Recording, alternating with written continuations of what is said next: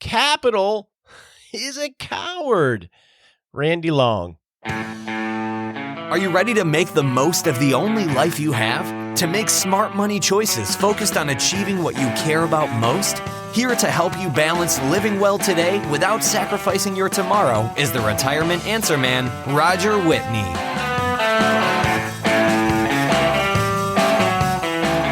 I have loved being an entrepreneur. Starting a business, growing that business, building that business has been one of the great joys of my life so far. I see a need in the marketplace in serving clients. I don't think there's anyone that does anything like agile retirement management, and I think it makes so much sense, and I'm excited to deliver that to the clients that I serve. I love the control it gives me because Lord knows entrepreneurs are control freaks. I like being able to make decisions and actually make them happen fairly quickly, even if they're dumb ones, and knowing that I can cut them off. I like that. I like the flexibility that entrepreneurship gives, even with a fairly large business, in working wherever I want and not being tied to a cubicle or a desk and having to submit a vacation request when I want to do something. That's pretty cool. I love the income that it's allowed me to generate for my family. All of these things owning a business can do for you. And I've been blessed over 25 years of working with a lot of amazing entrepreneurs who have started businesses and now run businesses that are fairly modest to pretty substantial. And it's rewarding to serve entrepreneurs. What I've seen is 3 ways that you get value from the business that you may own. Obviously, cash flow, right? Cash flow is a big advantage of building a good business. It can generate a lot of cash flow if you build it right.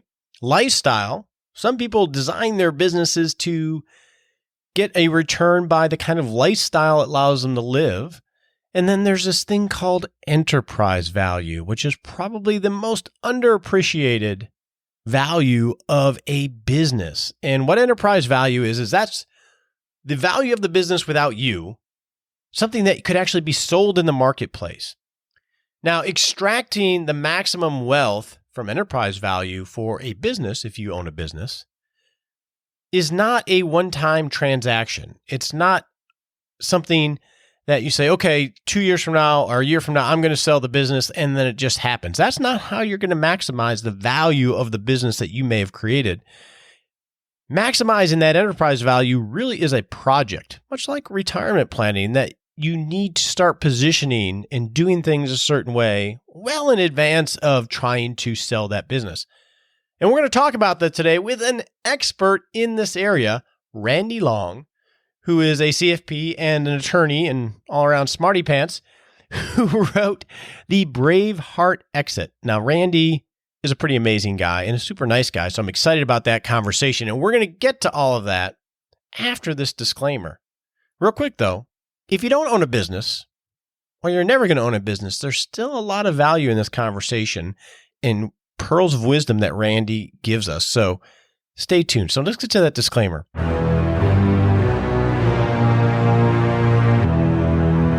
That's right. It's time for that all-important disclaimer. Hey, Mama said don't talk to strangers. We all know we want to make Mama happy, right? Well, Roger... I say don't take advice from strangers. And you and I don't know each other. I don't know anything about you listening to me. You may know a little bit about me from listening to the show, but I only give advice to clients who I work for as a fiduciary on a fee-only basis.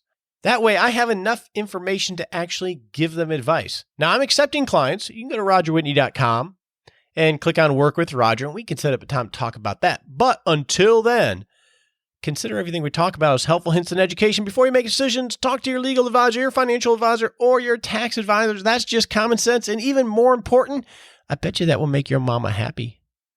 Now let's get to the hot topic segment. Welcome to the hot topic segment, where we're going to talk a little bit about internet security.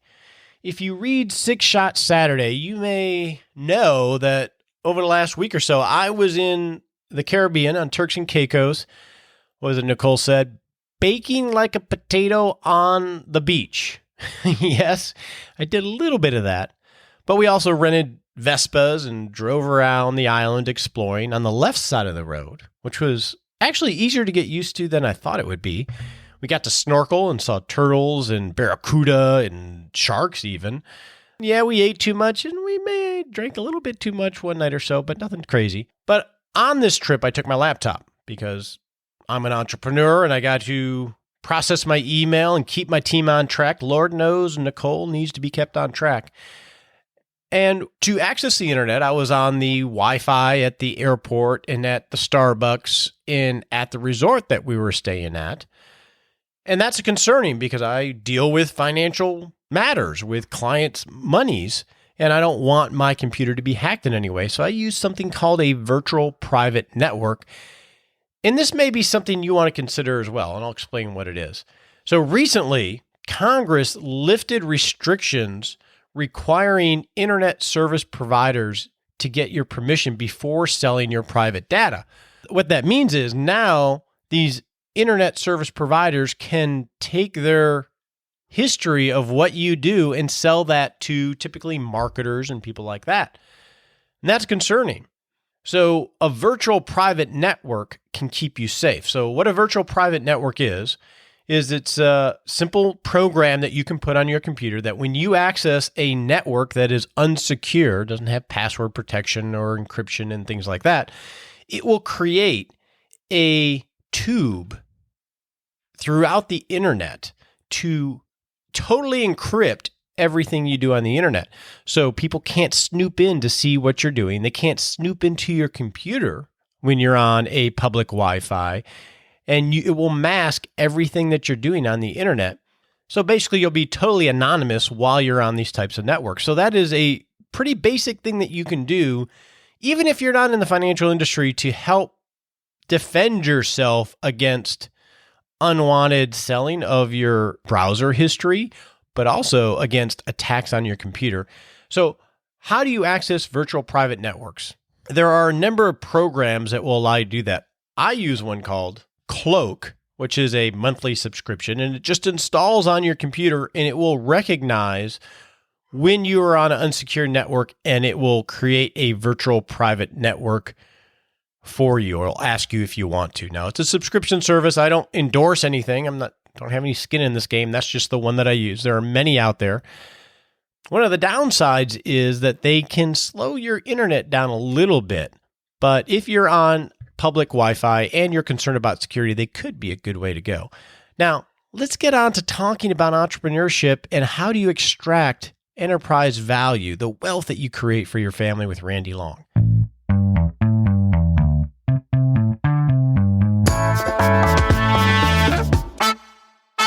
So today we're going to talk to Randy Long. He is an attorney, a CFP, and a certified exit planner. Now, he is president and CEO of Long Business Advisory, LLC, and he has patented a Braveheart planning process where he works with entrepreneurs to help them plan their exit in order to maximize the value they can get from the business that they've created. Randy is a wonderful guy. I've gotten to know him a little bit personally, and he is super smart. So let's have this conversation with Randy, because if you're an entrepreneur, I think this is essential for you to think in this way as you walk this journey towards retirement.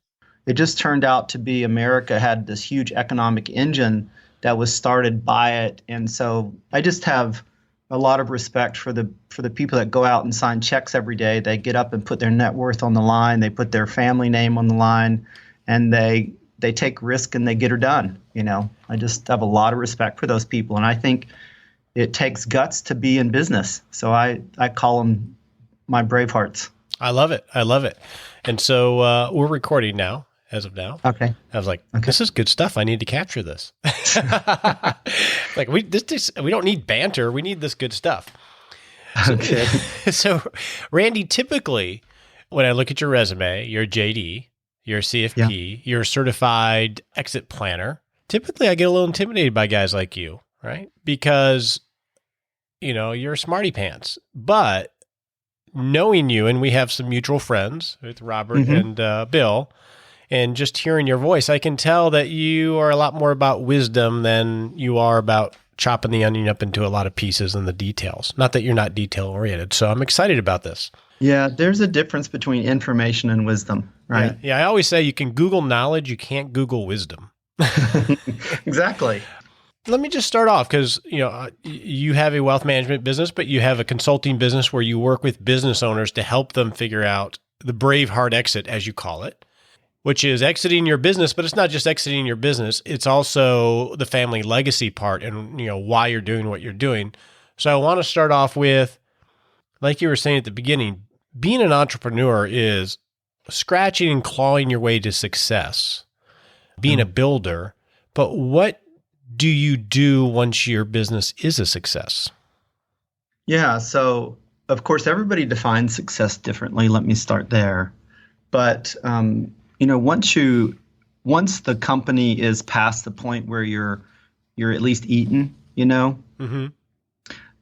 then you need to start turning your mind and your heart towards the future, and whether that future is growing the business in order to build your family net worth, or to provide opportunities for your children, or because you have a unique set of skills that makes you sort of really valuable, and so capturing that within a company is something you can leverage for generations. And so there's lots of different reasons why I see people wanting to grow a business. Many times it's just about the money, but a lot of the people we work with, it's really about the whole piece of being productive in life, because that's who we are, as well as responsible because we love our families and want to provide for them and provide opportunities. And also because we're fiduciaries, we think even of the people that work with us and for us. And so it's not just about us. We kind of consider those people what we've referred to, and I'm sure you've heard the term family stewards,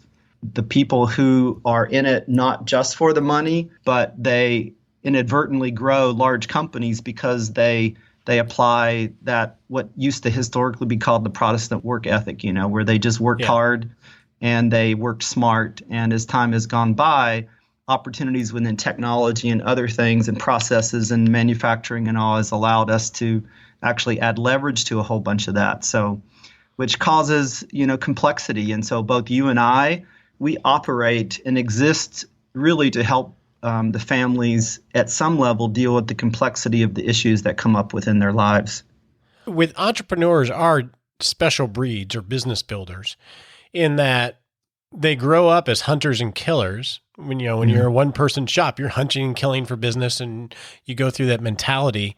And it's difficult many times for them to become, I call it building orchards. When you don't have to hunt and kill, there's this transition to building orchards, which is what you talk a lot about being a steward.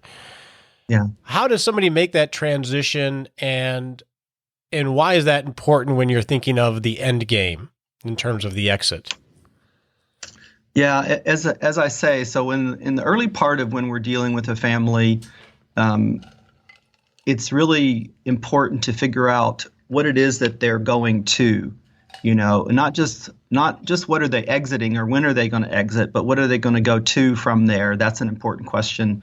Secondly, what are they hoping to get out of that exit? How much do they need? And people with your skill set especially are really important ultimately in determining what the gap is between what the business is worth now and what their net worth is now, and what it is they think they need to sustain them in the lifestyle they want. And so we need some gap analysis done by people that are really smart to determine what is the true cost of what they think their lifestyle is going to be in the future, and what do they need to be able to sustain that. That's art as well as science, and somebody with a long background is really, really helpful in that piece of it.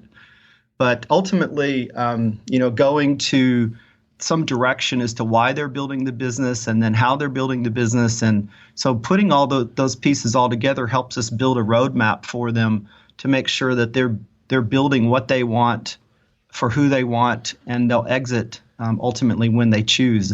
So that to us, that's a successful exit, is leaving the business either to who they want, and that could be a third-party sale, or it could be transitioning to children, or maybe a sale to employees. So to who they want, when they're ready to go on their own terms, and for what amount they really need. And then that gives us some planning ideas and some timelines, hopefully, to work to sort of reverse engineer the kind of exit we want to plan.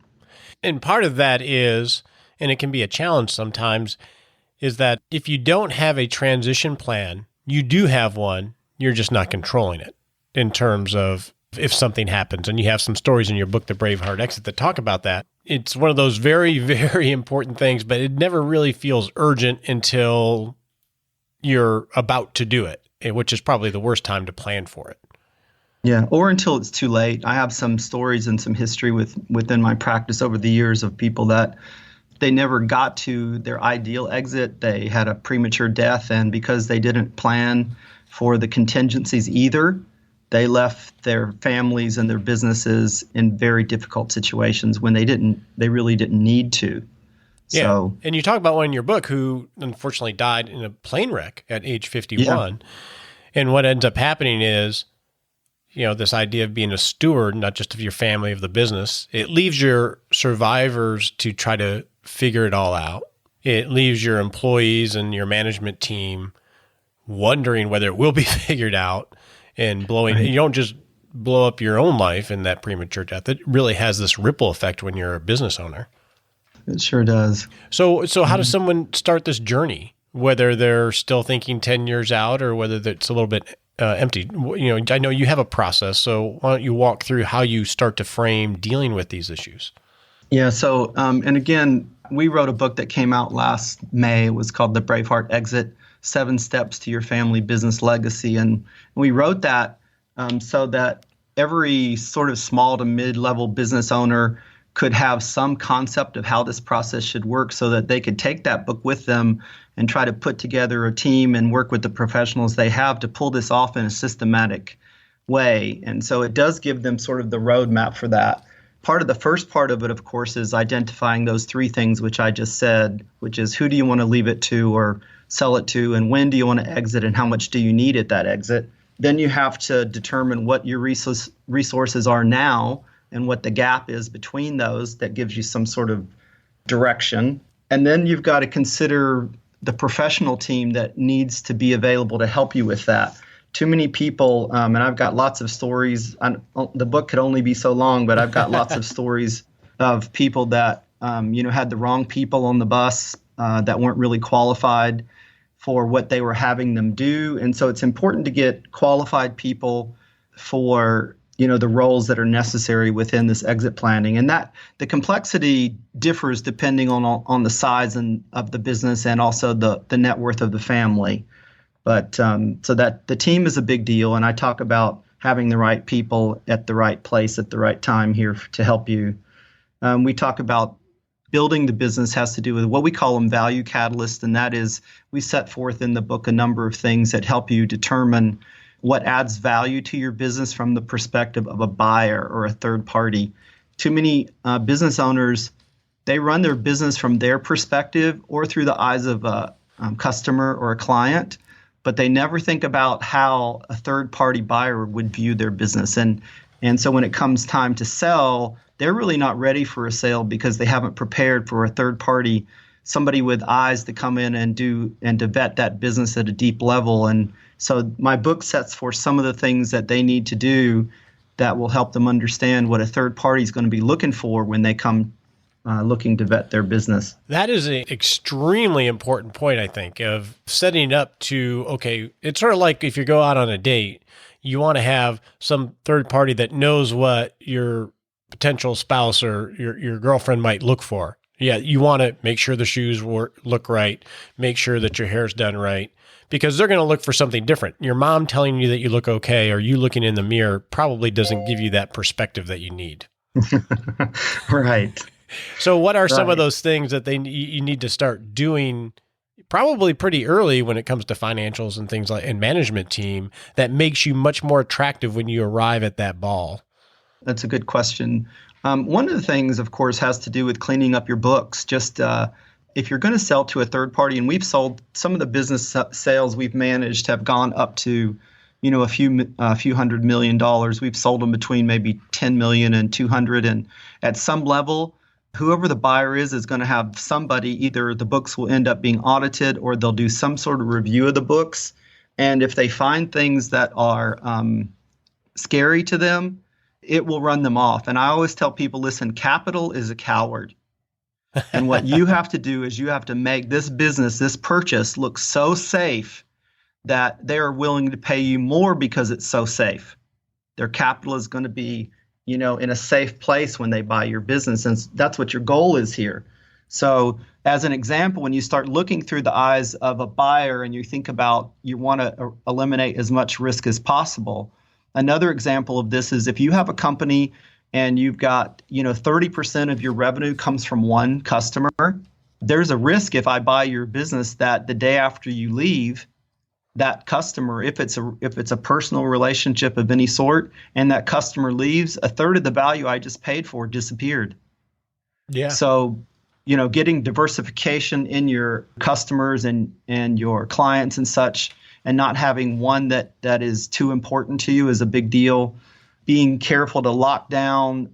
There's some planning things that we can do to lock down your key employees, because if I've got these cool processes that our company runs and it requires 2 or 3 people that are really have special skill sets, and right after or right before or right after I close escrow on the sale of that business, if those people were to leave, the value of what I thought I was buying goes with them. So some of the planning that we do, of course, locks down and ties up those key employees with golden handcuffs and incentivizes them to work through the sale of the business and a little further than that also to give comfort to the buyer. There's this litany of things as you go through. Again, as you look at your business through the eyes of somebody that would want to buy the business, the reasons they're buying it are things that you need to make them very comfortable with and know that it's a safe thing for them to do, is to buy your business. I think you make a really good point in the book, and I can't remember what chapter or what page it was, excuse me. We get really, when we have liquid assets and we're managing them, whether it's a portfolio or whatever it is, we get pretty in depth on it. And when you're a business owner, your biggest asset, which is your business, it's not really, if you want to maximize that asset, it's not maximizing your income. So it's very easy to build a business that gives you a great living, but if you're not maximizing the enterprise value that you can ultimately unleash, you really aren't being a good steward from that sense. Right. That's a very good point. And those are two different issues. And liquidity things, as you know this, Roger, because liquidity, if you have a liquidity event, that is, you get to the point where you run out of cash flow, it doesn't matter how much you're worth. You can be forced to liquidate huge amounts of value because you've got to come up with cash, and you can lose a tremendous amount of your family and your business net worth if you run out of cash flow. So it's really, really important as you're building, that you don't let your company or your family get to the place where you run out of cash to be able to sustain operations or your livelihood, or else you're going to be forced to liquidate by selling things at really big discounts just to get cash. Or on the flip side, if you have a great business that has wonderful cash flow that gives you a great living, that's not the same as building the enterprise value to ultimately sell it at the most attractive price. Right. Right. That is the flip side. Right. So that's the whole point about whether or not you have a cool job or whether you have a real business. Right. That's a great point that you're making there, because that comes back to one of the valuation pieces for us, is making sure that we build what I'll call a next level management team. That is, if I'm going to buy the business, I want to know that there's a management team in place that is capable of continuing to grow this business without the owner once it's sold. Yes. So as a business owner, which is hard because we're control freaks, you have to continually figure out how to fire yourself from different jobs. Yeah. Listen, when we take on a business and the business owner is important to the business, we start a systematic firing of the business owner. That is a transitioning him or her out of day-to-day roles, and it starts early. That's a great point. And for us, it'll take a couple years for us to get them out usually. I think the fastest one we've ever gotten was about a year. So, well, my guess, so even though it's not on your bio, I'm going to guess that you have a master's in counseling just from the School of Hard Knocks of dealing with that, because a lot of it is the softer side of things and having those conversations. Yeah, it's funny that you say that, because I was thinking back the other day, and somebody was asking me how many families we had dealt with, either in estate planning or in business, representing them in their business side of life, or in exit planning work, and that is well over 2,000 families now that I've so. Wow, that's a And lot. yeah, families come with issues, as you know. Except me, I have no issues. Right. What's interesting about this is all this is pretty logical, right? And I think in your book you point out that a massive amount of businesses, because there's a lot of entrepreneurial baby boomers, are going to be exiting in some fashion. But statistically, a lot of businesses don't set themselves up this way. Why do you think that is? I think it's probably because a lot of business owners weren't raised, they don't have the right mindset when they're building a business. And the mindset that they need, one is they need to understand that if they're necessary to the business, it's not ultimately a business that's very saleable.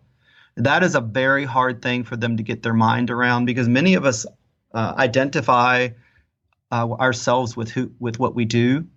And so conceptually, if we are building a business that ultimately doesn't need us, we feel like we're unneeded. And so I always tell the people, as they're firing themselves or as we're working for them, we're looking for either the next challenge for them to take on, or we're looking for, charitable events for them to be involved in, or whatever it is. I want them to think long and hard and to seek the good Lord on what it is they want for the next phase in life, whether it's I have some people I'm working with, that have exited 3, 4, 5 businesses, and they continue to do that because they're great at starting up businesses, getting them up and running, and selling them. And that's a great skill set. Others, though, want to start a business, run it, transition it to their kids. But way too many people do like you're talking about, which is they start a business that needs them, they operate it, and then they close it when they're finished. And there's no enterprise value, which is ultimately where most of the wealth of business owners comes from, is not in the working side, but in the enterprise value side. Exactly. And I think it's interesting. You hit on something. Like most of my clients that are quote unquote retired, they're not really retired. They're more, I frame it, they're working more on their own terms. They've secured the wealth for their family, but they're always going to be doing something. I don't know what the word is. Retirement's a horrible word, but it's the one that everybody uses. Go ahead. I'd like to, what we typically tell our guys is, listen, even if you decide to keep the business and leave it to your kids or whatever, you're still more valuable at the end of the day if we can free your mind and your time up so that you can work on the business and not in it. Because if you're a visionary person anyway, and you want to stay on the cutting edge and you're looking to grow and build, you know this. I mean, in our world, Roger, we have to constantly reinvent both ourselves and our businesses because the world is continuing to change around us. And so just looking back, you look at all of the different subjects that you've covered in your podcast, it's just unbelievable, the breadth and depth of the work that you have done and what you've talked about. So you're not living in a narrow place. You have to continue to grow and expand and think. And that is what adds value to lots and lots of businesses. A number of the people that we have businesses with that are clients of ours, the business owner doesn't work in the business at any normal level. He or she only work mostly on it, not in it.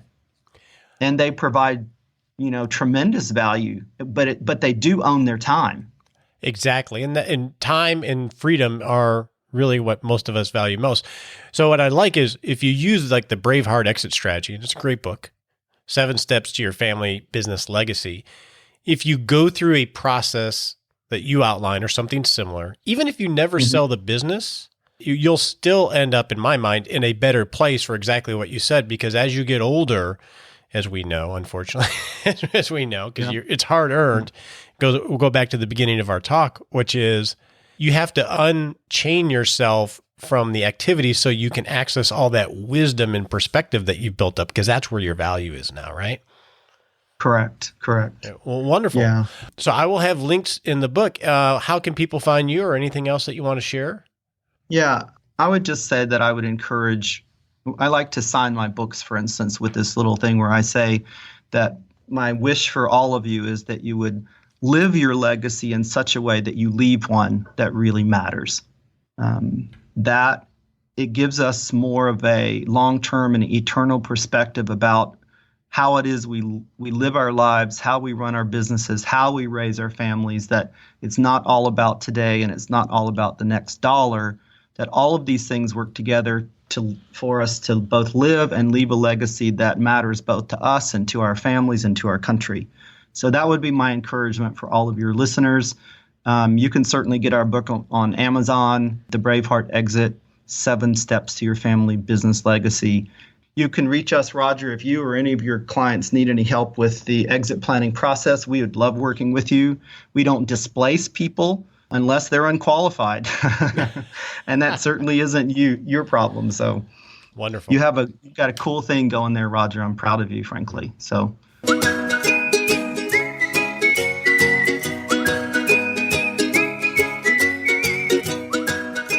hey, welcome to the Happy Lab. And I'm pretty happy today. I just got back a week or so ago from Turks and Caicos, as I told you. And it was an 8-day vacation on a small island in the Caribbean. And it was a little bit long. And I'm not much of a lay around on the beach kind of guy, but I did a lot of reading and spent a lot of just time with my wife. And I like quantity time. Everybody talks about quality time. You know, it's a big buzzword with kids and everyone. I always think that the quality can only come from the quantity.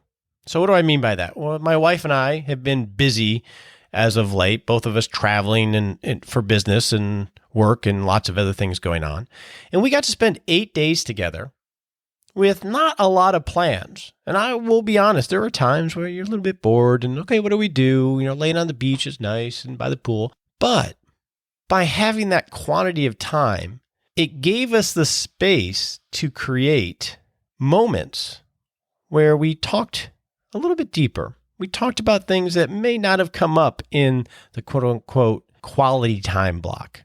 And I think there's a reason that the quantity of vacations pulls you back to give you perspective. And especially if you're with your spouse, it gives you some space to just have things happen and not be manufactured like date night and things like that. Not that those aren't important, but I think if you want to be happier, create some quantity time with the people that you love. On your marks, get set.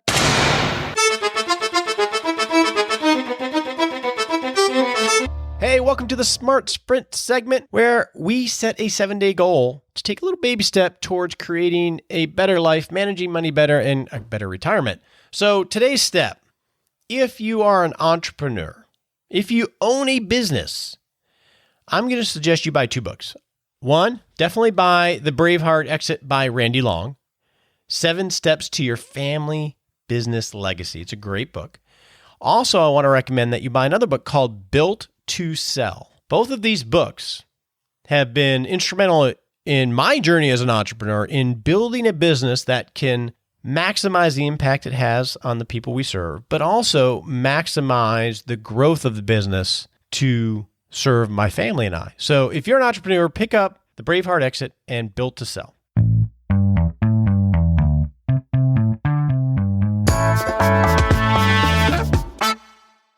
So markets are at an all-time high and have been on a tear since the election.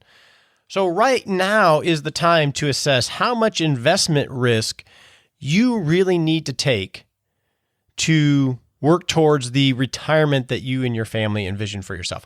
One simple way that you can do that is getting a retirement checkup report, because in that report, within the context of the resources you have and what you're trying to accomplish as a family, we will analyze how much risk is appropriate to best position you to work towards those goals. So it's not about what's your maximum risk tolerance. We're going to look and help identify what maybe is the minimum effective dose of risk that you need to take. And the time to make that evaluation is when the sun is shining and things are good. So if you would like a retirement checkup report, go to rogerwhitney.com, click on Work with Roger. In addition to that analysis, you'll get 1 hour with me to discuss any topic that you'd like. Thank you so much for joining me today. My name is Roger Whitney, the Retirement Answer Man. We appreciate you joining us today for this episode of Retirement Answer Man. Be sure to visit rogerwhitney.com/answers to access the Retirement Answer Library with over 30 checklists to help you make the most of the only life you have. Remember, you have more power than you realize to create an amazing life starting today with Retirement Answer Man. The opinions voiced in this material are for general information only and are not intended to provide specific advice or recommendations for any individual. All performance referenced is historical and no guarantee of future results. All indices are unmanaged and may not be invested into directly. Have a wonderful day.